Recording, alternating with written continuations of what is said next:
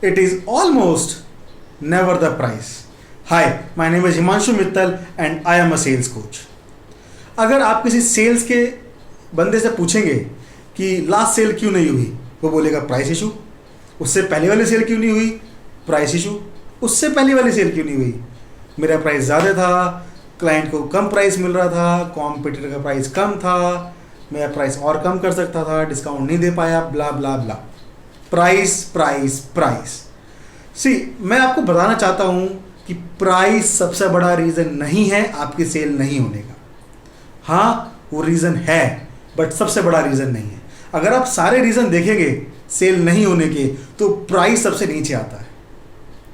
हाँ, वो सबसे ज़्यादा आप सुनते हो, क्लाइंट आपको सबसे ज़्यादा बार प्राइस बोलेगा, बट एज रियल अगर आप डेप्थ में जाएंगे तो सबसे जो लोएस्ट रीज़न है दैट इज़ प्राइस. उसके अलावा बहुत सारे रीज़न हैं जो सेल को रोकते हैं. कुछ रीज़न्स जो क्लाइंट ने आपको नहीं बताए हैं, कुछ रीज़न जो आपने अनसुने कर दिए हैं, जो आपने अनदेखे कर दिए हैं, जो आपने एड्रेस नहीं किए हैं. आज हम उनके बारे में बात करेंगे. सी, जब कोई क्लाइंट सामान खरीदता है, लेट से आप बायर हैं, आप कुछ चीज़ें खरीदते हो, तो 3 चीज़ें देखता है कोई भी क्लाइंट. क्या ये प्रोडक्ट मेरे लिए काम करेगा, क्या ये मेरे लिए सही है, क्या ये सेल्स पर्सन जिससे मैं खरीद रहा हूँ he is the right person, मुझे लूट तो नहीं रहा. तीसरा, मैं जिस कंपनी से जिस शॉप से खरीद रहा हूँ वो क्या मुझे सपोर्ट करेगा, मुझे कुछ रिटर्न करना हुआ, कुछ चेंज करना हुआ, मुझे आफ्टर सेल सर्विस चाहिए तो क्या मुझे मिलेगी. 3 सबसे बड़े क्वेश्चन हैं. Price is at last. जब भी आप सामान खरीदते हो तो कुछ डिसीशंस क्लाइंट लेता है, कुछ क्राइटेरिया हैं उसके, राइट. सबसे बड़ा रीज़न होता है कि वो सोचता है कि जब मैं सामान खरीदूंगा मेरे लिए कितना फंक्शन करेगा, दूसरे लोग क्या सोचेंगे मेरे बारे में जब मैं ये लेके जाऊंगा, मेरे ऑफिस के कलीग क्या सोचेंगे जब मैं खरीद के लेके जाऊंगा, मेरी वाइफ क्या सोचेगी जब मैं घर लेके जाऊंगा, मुझे घर वालों को क्या बताना है कि मैं ये क्यों लाया हूँ, इससे क्या फंक्शन होता है. सबसे बड़ा रीज़न है. क्या क्लाइंट कभी आपको बोलेगा कि यार मुझे आप पे ट्रस्ट नहीं है, आप पैसे लेने के बाद, सामान बेचने के बाद गायब हो जाओगे, मुझे देखोगे नहीं, सपोर्ट नहीं मिलेगी. क्या क्लाइंट बोलेगा आपको? कभी नहीं बोले, मुंह पे आपने कभी नहीं बोलेगा.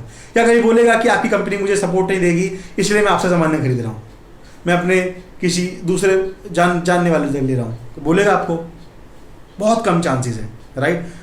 आपको क्या बोलेगा? प्राइस ज़्यादा है. प्राइस आप सबसे ज़्यादा सुनते हो, बट और भी कुछ रीजंस हैं. अगर प्राइस ही सबसे बड़ा रीज़न होता तो सेल्स के लोगों की ज़रूरत क्या पड़ती. कंपनी अपने प्राइस कम कर देती, वेबसाइट पे, शोरूम पे, शॉप पे अपना सामान लगा देती, लोग आते खरीद के ले जाते. कोई क्यों चाहिए बताने वाला कि ये प्रोडक्ट के फीचर्स हैं, बेनिफिट्स हैं, आपके लिए क्यों ज़रूरी है. मैं चाहता हूँ कि आप ये बात समझ लें. अगर प्राइस इशू है भी कहीं पे भी, अगर है भी, so you have to understand कि प्राइस इशू नहीं है. आपको रियल रीज़न ढूंढना है कि क्यों वो सामान नहीं खरीद पा रहा है. I want you to make this point as concrete into your mind.